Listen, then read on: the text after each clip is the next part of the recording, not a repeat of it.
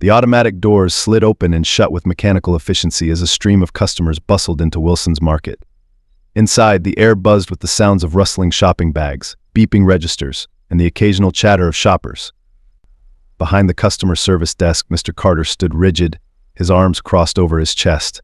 His pressed navy blue suit and shiny leather shoes gleamed under the fluorescent lights, a sharp contrast to the warm, chaotic energy of the store. Carter was a man who ran his supermarket like a military operation, with no patience for inefficiency or deviation from his rules.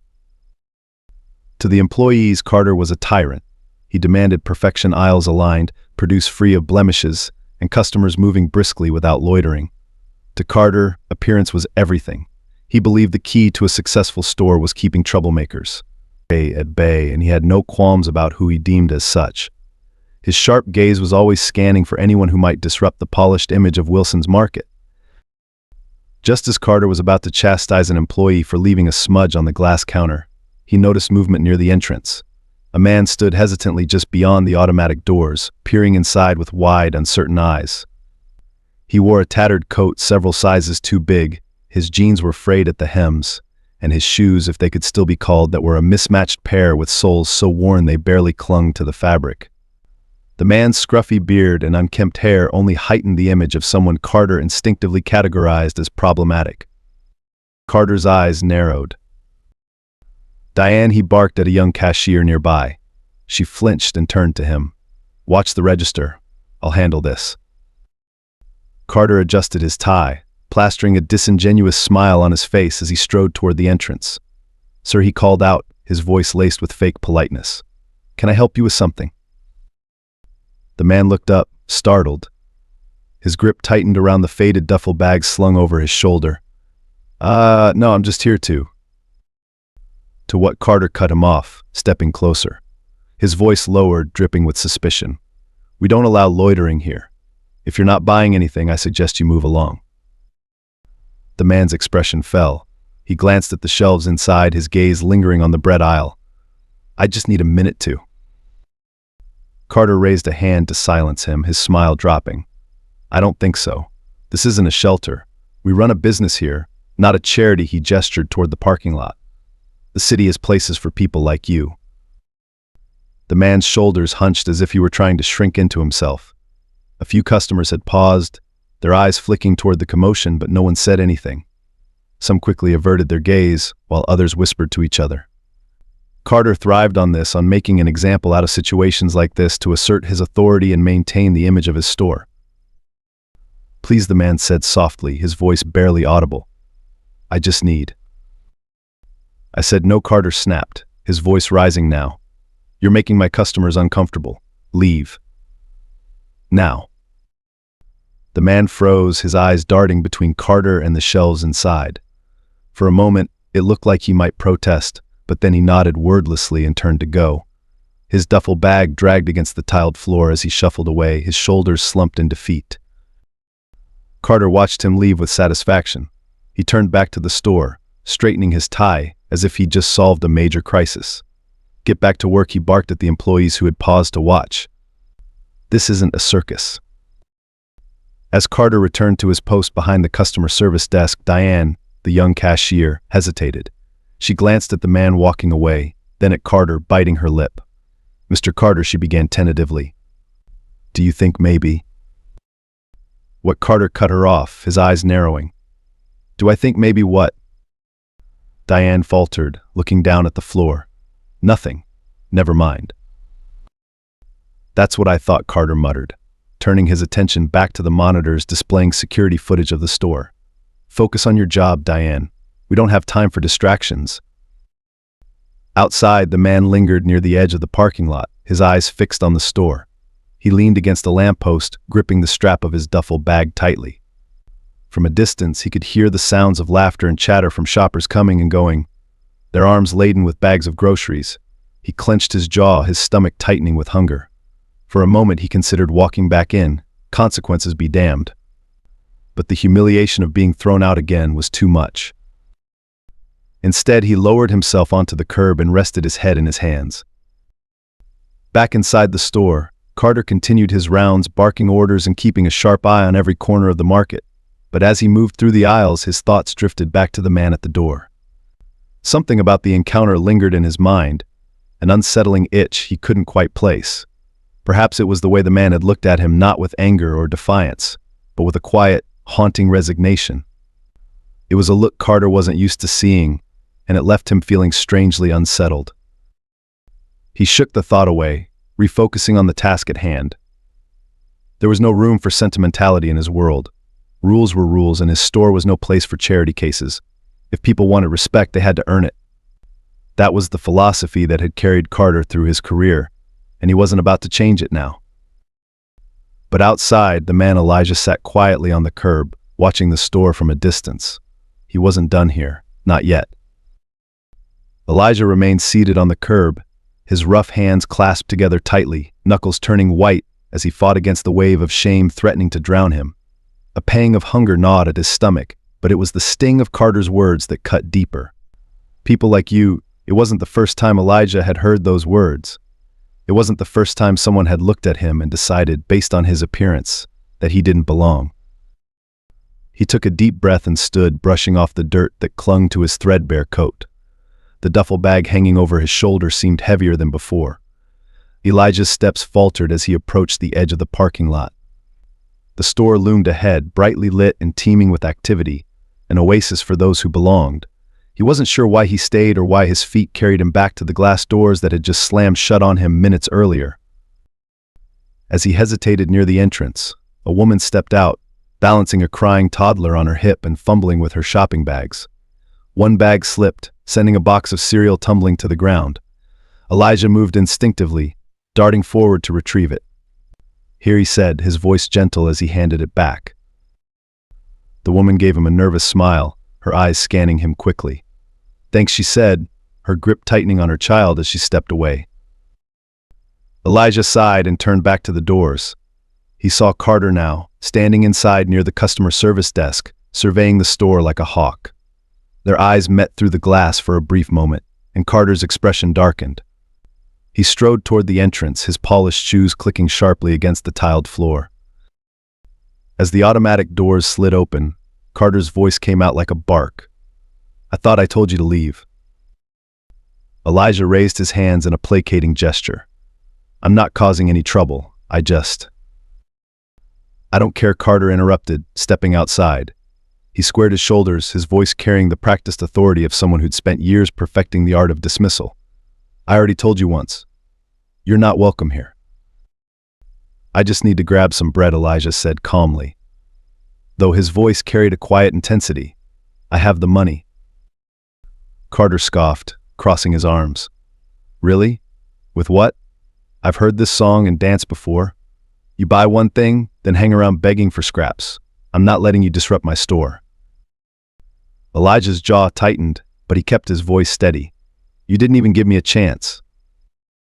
"And I don't have to," Carter snapped, taking another step forward. "You want food? Go to a shelter. You want to loiter?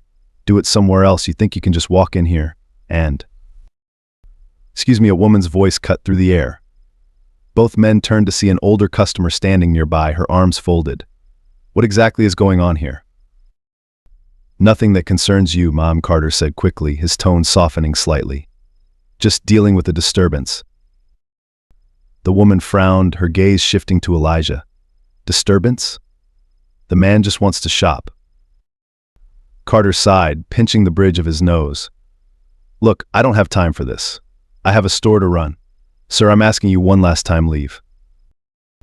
Elijah held his ground, his voice rising just enough to be heard by the growing group of onlookers. "All I'm asking for is the chance to buy food. That's it." "Don't make this a scene," Carter growled. "If you don't leave now, I'll call the police." The crowd murmured, a few customers exchanging uneasy glances. Diane, still stationed at the nearby register, watched with wide eyes, her hand frozen over the scanning device. Carter didn't notice her slip away, her footsteps soft as she hurried to the back of the store. Elijah's lips parted as if to argue, but then he stopped. Something shifted in his demeanor. His shoulders straightened, and the weariness in his eyes was replaced with something else, something sharp, deliberate.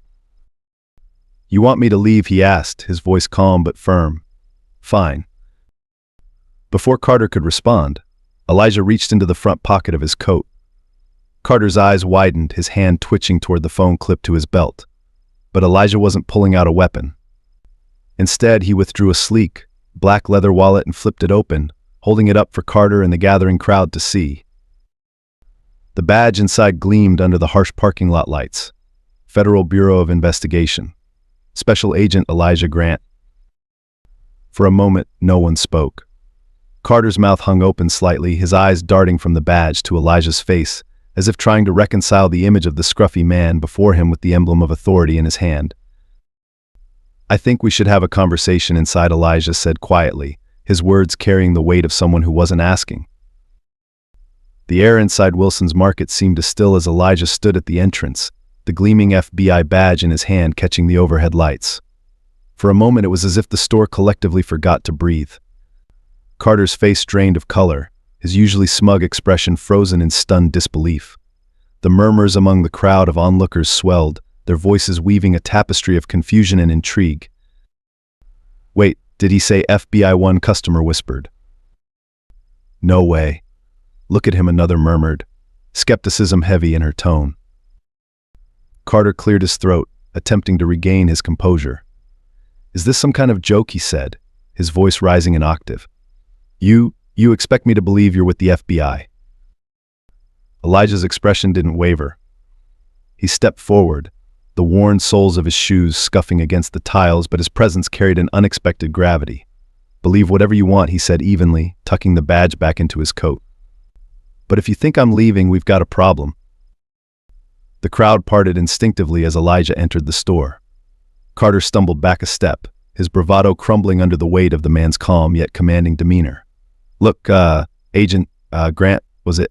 Carter stammered. "I think there's been a misunderstanding." "No misunderstanding at all," Elijah replied, his voice low but sharp enough to cut through Carter's weak attempt at deflection. "You saw a man who didn't fit your expectations and decided he wasn't worth basic decency.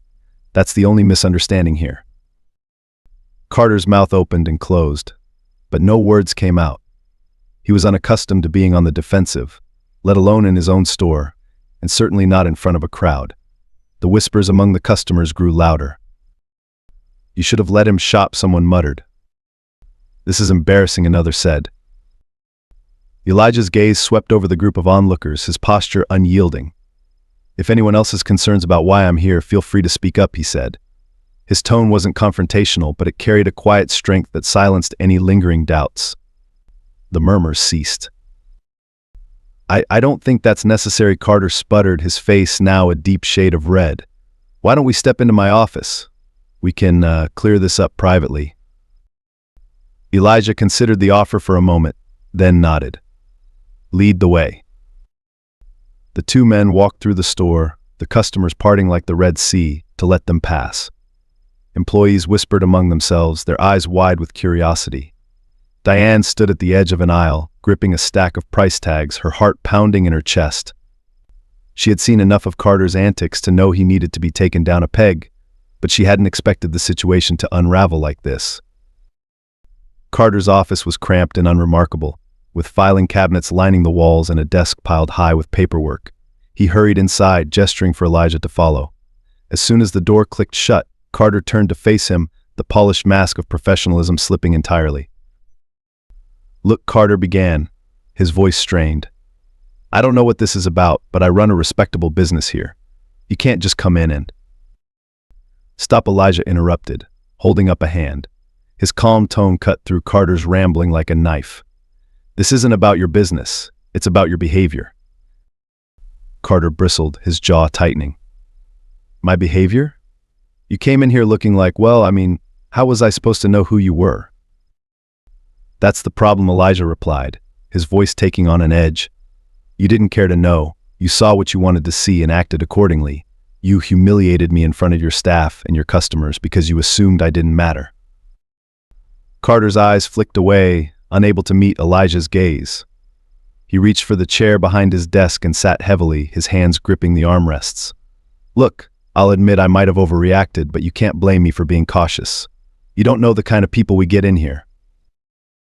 Elijah leaned forward, his voice dropping to a near whisper. No, Carter, I do know. Because I've been those people. You think a badge erases that? You think wearing a suit to work makes me any less of a target for men like you? Carter flinched, the weight of Elijah's words hanging heavily in the air. For the first time, he seemed at a loss for what to say. Elijah stepped back, his gaze never leaving the man slumped in the chair. I'm not here to destroy your reputation, Elijah said after a moment. But you need to understand that what you did wasn't just rude or unprofessional, it was discriminatory. And I have the means to hold you accountable. Carter's head shot up. Wait, you're not serious, are you? You wouldn't tell. Elijah straightened his coat. Do you really want to test me? The door to the office creaked open, and Diane poked her head inside, her cheeks flushed. Mr. Carter, she began hesitantly. You might want to come out here. What now? Carter snapped, the veneer of professionalism cracking under the pressure. Diane hesitated, glancing at Elijah. There's a group of customers at the front. They're asking for him. She nodded toward Elijah. Carter's face twisted in confusion and irritation. What do you mean, asking for him? They want to apologize, Diane said, her voice barely above a whisper. They said they should have spoken up earlier. Carter's shoulders sagged, and he pinched the bridge of his nose. Elijah, on the other hand, gave Diane a small nod. Thank you, he said warmly. As Elijah moved toward the door, Carter stood abruptly. Wait, he said, his voice laced with desperation. You're not going to report this, are you? Elijah paused, his hand on the doorknob. That depends on you, he said without turning around. What you do next will determine how this story ends. With that, Elijah stepped out, leaving Carter alone in his office, the weight of the encounter pressing down on him like a storm cloud. Outside, Elijah was met with a group of customers and employees who had gathered near the front of the store. Their faces reflected a mix of guilt and admiration, and one by one, they began to speak. We should have said something, a middle-aged man admitted. I'm sorry we didn't. Yeah, a young woman chimed in. The way he treated you was wrong. Elijah listened quietly, his expression softening. It's not about apologies, he said finally. It's about making sure this doesn't happen again to me or anyone else. The group nodded, a sense of quiet resolve settling over them. Diane stepped forward, clutching a clipboard to her chest. If there's anything we can do to help, just let us know. Elijah smiled faintly. You're already doing it. As he turned to leave, the murmurs of the crowd followed him, their words carrying a sense of hope and accountability. Carter, still hidden in his office, stared at the closed door, his thoughts a chaotic whirlwind of anger, shame, and self-reflection. Elijah's words echoed in his mind, a challenge that would haunt him long after the man was gone. For the first time, Carter was forced to confront not just his actions, but the biases that had driven them. And as the store returned to its usual rhythm, one thing was clear: nothing would be the same again. The atmosphere in Wilson's Market remained charged even as Elijah walked back into the store. Employees tried to resume their tasks, but their eyes darted toward him with barely concealed curiosity. Customers whispered among themselves, their voices a low hum of speculation.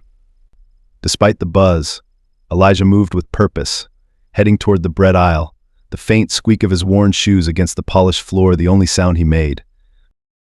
At the entrance, Diane lingered near her register, clutching a pen tightly as she watched the events unfold.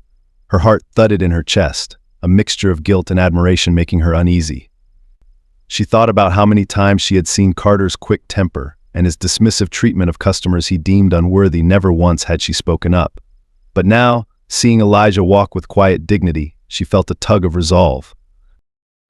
Elijah grabbed a loaf of bread and a jar of peanut butter, his movements steady, despite the weight of the stairs around him. He made his way to the checkout line, standing behind a young mother trying to corral her toddler. She glanced back, her face flushing with embarrassment as their eyes met. I'm sorry for earlier, she stammered, adjusting her grip on her child's hand. I should have said something. Elijah nodded, his expression calm. It's not easy to speak up in the moment, he said, his voice gentle. But it's not too late to do the right thing. The woman blinked, surprised by his kindness. Before she could respond, Carter emerged from his office, his face pale but his jaw set. He scanned the store until his gaze landed on Elijah at the register. His steps were hesitant at first, but as he approached, his posture stiffened, the remnants of his ego urging him to save face. Elijah Carter called out, forcing a thin smile. The use of the man's first name was an obvious attempt to feign familiarity. "Can I have a word with you privately?" Elijah turned, his expression unreadable. "We already spoke privately," he said evenly. "Unless you have something new to say, I'd prefer to finish my shopping." The crowd around them grew quiet, the tension thick in the air. Carter's hands clenched at his sides, but he quickly loosened them, trying to maintain control. "I just want to apologize," he said, his voice strained but loud enough for everyone to hear. I didn't handle things properly earlier." The apology hung in the air, brittle and insincere. Diane's brows knitted together, and she shifted uncomfortably behind her register. Elijah tilted his head, studying Carter with a look that made the manager visibly squirm. "You didn't handle things properly," Elijah repeated, his tone calm but laced with pointed skepticism. "What exactly are you apologizing for, Mr. Carter?" Carter blinked, thrown by the question. He glanced around, the weight of the onlookers' stares making him sweat. I made assumptions about you," he said haltingly. "That was wrong." Elijah crossed his arms, letting the silence stretch. "And what were those assumptions based on?" Carter swallowed hard. His gaze darted toward the floor, unable to meet Elijah's eyes. "Look, I don't think we need to dissect this in front of everyone," he said, his voice barely above a whisper. "But that's the problem," Elijah said, stepping forward. His voice didn't rise, but the intensity of his words carried through the store. "You made those assumptions in front of everyone. You dismissed me, humiliated me, and tried to use your authority to make me invisible. And now, when it's time to take accountability, you want to handle it in private." The customers and employees stood frozen, their eyes fixed on Carter, who now seemed smaller than before. Diane bit her lip, her fingers gripping the edge of the counter as if to steady herself. For a moment she considered speaking up, but her nerves got the better of her. Carter shifted uncomfortably, his shoulders slumping. "I don't know what else you want me to say," he muttered. "I already said I'm sorry." Elijah's gaze softened slightly, but he didn't relent.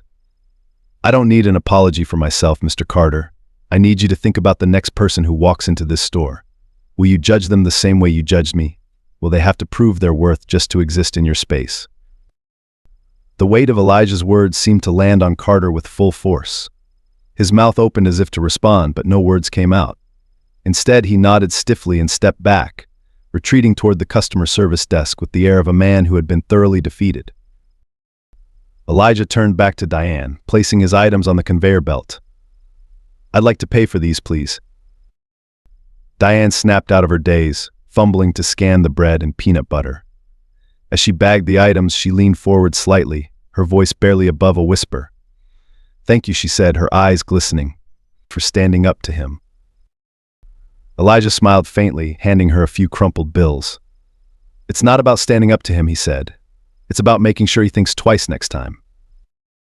As he walked toward the exit, his bag in hand, the crowd parted for him once again. This time, however, their gazes were filled with something new, not pity, but respect. Diane watched him leave, a newfound determination settling in her chest. For the first time in her tenure at Wilson's Market, she felt the stirrings of courage. Outside, Elijah stepped into the cold evening air, his breath visible in the dim light of the parking lot lamps. He paused for a moment, looking back at the store. It wasn't about this one encounter, he knew. It was about the ripples it would create, the lessons learned, the conversations started, and the quiet shifts in perspective. He took a deep breath, the sharp air filling his lungs, and began to walk away, leaving Wilson's Market and its people forever changed. The fluorescent lights of Wilson's Market seemed to shine brighter in the days following Elijah's departure, though for Carter, they illuminated every crack in his carefully curated facade. The store ran as usual, employees stocking shelves, customers scanning their carts, but a charged undercurrent lingered in the air. Carter could feel the weight of judgment every time he walked through the aisles. Customers who once greeted him with forced politeness now avoided eye contact, and employees whispered in corners when they thought he wasn't looking. Carter sat in his cramped office, his desk cluttered with untouched paperwork. He tapped his pen against the wooden surface, the rhythmic sound doing little to drown out the thoughts swirling in his mind. The memory of Elijah's calm yet cutting words played on repeat. "Will you judge the next person the same way you judged me?" He tried to dismiss the sting of those words, but they clung to him like a burr in his consciousness. The knock at his door startled him. "Come in," he called, his voice more curt than he intended. Diane stepped inside, clutching a clipboard to her chest. Her usual nervous energy seemed replaced with something steadier, more resolute. "Mr. Carter," she began, her voice trembling slightly but growing stronger with each word, "I think we need to talk." Carter frowned. "About what?" She hesitated, then took a deep breath. "About how you treat people." His brow furrowed and he leaned back in his chair. "Excuse me." "Look, I know it's not my place," Diane said quickly, "but I can't keep quiet anymore. What happened with Elijah? It wasn't right. And it's not the first time something like that's happened." Carter's jaw tightened. "I've always done what I thought was best for this store. You don't understand the kind of responsibility that comes with running a business like this." "No," Diane replied, her voice steady now. "But I do understand what it's like to feel small. To feel like you're invisible, unless someone's looking down on you." Her words hung in the air, a stark contrast to the usual meekness Carter associated with her. For the first time, he truly looked at Diane not as an employee, but as a person. "I'm not trying to attack you," she continued. I think we can do better. All of us. This store should feel like a place where people are welcome, not where they're judged before they even walk in." Carter stared at her, his defenses crumbling bit by bit. He knew she was right, but admitting it aloud felt like a betrayal of everything he'd built his authority on. "You make it sound like I'm some kind of monster," he muttered. "I don't think you're a monster," Diane said softly. "I think you're someone who's been afraid to see things differently." The words struck a chord in Carter, and for a moment he was silent. Finally, he nodded, his shoulders slumping. "What do you think I should do?" he asked, the vulnerability in his voice surprising even himself. Diane blinked, caught off guard by the question.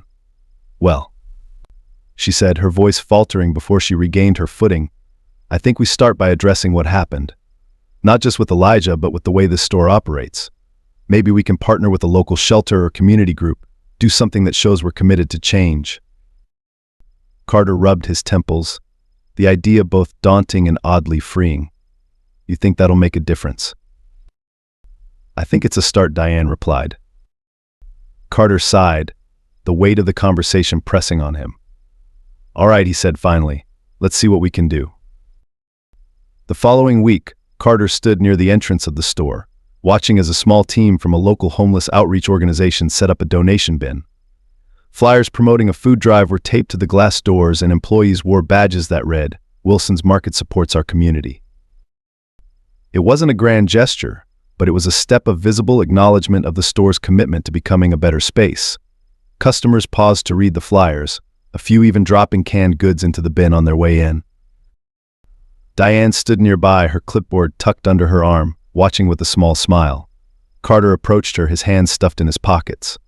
"Looks like people are responding," he said, his tone uncertain. "They are," Diane agreed. She glanced at him, her smile widening slightly. "You did the right thing." Carter gave a small, reluctant nod. He still didn't feel entirely comfortable with the changes, but for the first time he felt like he was moving in the right direction. As he turned to leave, a familiar voice stopped him in his tracks. "Not bad for a first attempt." Carter froze, then slowly turned to see Elijah standing at the entrance, a faint smile playing on his lips. He was dressed differently now. His coat was newer, his shoes sturdier, but his piercing gaze was the same. "Elijah," Carter said, his voice faltering. "What are you doing here?" "Just checking in," Elijah replied, his tone light but deliberate. "Wanted to see if you followed through." Carter shifted uncomfortably, but there was no malice in Elijah's expression. "I did," he said simply, still figuring things out, "but I'm trying." Elijah nodded, his smile softening. "That's all anyone can ask." For the first time, Carter felt the knot in his chest loosen. It wasn't forgiveness, not entirely, but it was something close, a chance to prove he could do better. As Elijah turned to leave, Carter called after him. "If you're ever in the neighborhood again, you're always welcome here." Elijah paused, glancing back over his shoulder. "I'll keep that in mind." And with that, he walked away, leaving Carter to stand at the entrance of a store that finally felt a little more open, a little more human. The following weeks at Wilson's Market were a whirlwind of transformation. The once cold store, known for its rigid rules and sterile atmosphere, began to feel like a community hub. The food drive had exceeded expectations, with several donation bins filled to the brim within days. Customers who had previously avoided prolonged interactions now lingered to chat with staff about the initiative, while employees worked together with a shared sense of purpose. For Carter, the change was both uncomfortable and enlightening. He hadn't expected the positive reception or the sense of fulfillment that came with it. Standing in the break room one afternoon, he found himself staring at a corkboard filled with thank you notes from local shelters and handwritten messages from customers who'd been impacted by the store's newfound mission. One note, written in shaky but heartfelt penmanship, caught his eye. "Thank you for seeing us. A neighbor." "Mr. Carter," Diane's voice pulled him from his thoughts. She stood in the doorway, her expression a mix of apprehension and pride. "The outreach group just called. They want to set up a monthly partnership with us." Carter blinked, the weight of her words sinking in. A partnership. Something long-term. The old version of him would have balked at the idea, citing logistical concerns and potential disruptions to the store's efficiency. But now the thought didn't seem so daunting. In fact, it felt right. "Let's do it," he said finally, his voice steady. Diane's face lit up with a smile. "I'll call them back." As she left, Carter leaned against the counter, rubbing the back of his neck. Change was exhausting, but it was also invigorating. For the first time in years, he felt like he was running a store that mattered not just to the bottom line, but to the people who walked through its doors. It was a quiet Wednesday evening when Elijah returned to the store. This time he wasn't carrying his worn duffel bag or wearing his tattered coat. Instead, he was dressed in a crisp, dark jacket, his posture as composed as ever. He walked through the aisles with an air of quiet observation, noting the changes since his last visit. The store felt different, warmer. The employees seemed more at ease, smiling and chatting with customers as they worked. The food drive station near the entrance now featured a poster with a picture of children at a local shelter, smiling as they held bags of donated groceries. A sign above it read, "Thanks to you, hope starts here." Elijah lingered near the station, studying the poster. He didn't notice Diane approaching until she spoke. "Back for a second round?" she asked with a grin. Elijah turned, surprised but pleased to see her. "Something like that," he said. "Looks like you've been busy." "You have no idea," Diane replied, her grin widening. "We've got volunteers coming in this weekend to help sort donations. And Mr. Carter's even talking about hosting a job fair for the local shelters." Elijah raised an eyebrow. "Carter? A job fair?" "I know, right?" Diane laughed. "It's like he's a different person." Elijah's smile faded slightly, his expression thoughtful. "Not different," he said, "just learning." Before Diane could respond, Carter himself appeared, his usual brisk stride faltering when he saw Elijah. For a moment, neither man spoke. Then, Carter cleared his throat. "Elijah," he said, his tone more subdued than their previous encounters. "Good to see you again." "You too, Mr. Carter," Elijah replied, his voice measured but not unfriendly. Carter hesitated, shifting his weight from one foot to the other. "I just wanted to say thank you for everything." Elijah tilted his head, his gaze steady. "You don't owe me thanks, Carter. You owe it to yourself and to the people who walk through those doors every day." Carter nodded slowly, his expression a mixture of relief and humility. "Well, either way, I'm grateful." Diane, sensing the weight of the moment, excused herself with a quick smile, leaving the two men to their conversation. So Carter began, gesturing to the donation station. "What do you think? Are we doing it right?" Elijah's eyes flicked to the poster, then back to Carter. "You're on the right track," he said. "But the work's just beginning. It's not about making a statement, it's about staying committed, even when no one's watching. Carter nodded again, his gaze dropping to the floor. I won't lie, it's been challenging, but I can see now that it's worth it. It is, Elijah agreed. He paused, then added, it's not about perfection, Carter. It's about progress. The words lingered in the air, their simplicity carrying a profound weight. Carter straightened, a faint smile tugging at the corners of his lips. Progress, he repeated. I like that. Elijah glanced around the store one last time, his eyes catching on the corkboard in the break room window, visible even from the entrance. The thank you note stood out among the others, a quiet testament to the impact of small actions. Well, he said, turning back to Carter, I'll let you get back to it. Just thought I'd stop by. Anytime, Carter said quickly.